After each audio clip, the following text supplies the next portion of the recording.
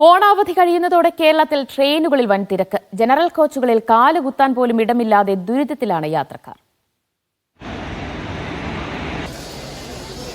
തിരുവനന്തപുരത്തു നിന്നും മംഗലാപുരത്തേക്ക് പോകുന്ന ഏറനാട് എക്സ്പ്രസ് കോഴിക്കോട് എത്തിയപ്പോഴുള്ള കാഴ്ചയാണിത്. 12 ജനറൽ കോച്ചുകളിലും കാലുകുത്താൻ കഴിയാത്ത അവസ്ഥ.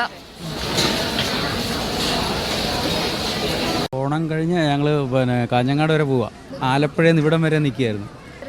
ഭീകരമായ തിരക്കാണ്, ഒരു രക്ഷയില്ല. അല്ലെങ്കിൽ വേറെ സ്പെഷ്യൽ ട്രെയിൻ ഏർപ്പെടുത്തുക, അതൊന്നുമില്ല. ഉള്ള ട്രെയിൻ തന്നെ അഡ്ജസ്റ്റ് ചെയ്തിട്ട് കൊണ്ടുപോകുക. ജനങ്ങളെ ബുദ്ധിമുട്ടാക്കുക, ഇടങ്ങറാക്കുക. ബർത്തിൽ വരെ ഫുൾ ആളായിരുന്നു. നമുക്ക് ബാഗ് വെക്കാൻ പോലും സ്ഥലം കിട്ടിയിട്ടില്ല. 2-4 ജനറൽ കോച്ചുള്ള ട്രെയിനുകളുടെ അവസ്ഥ ഇതിലും ദയനീയം.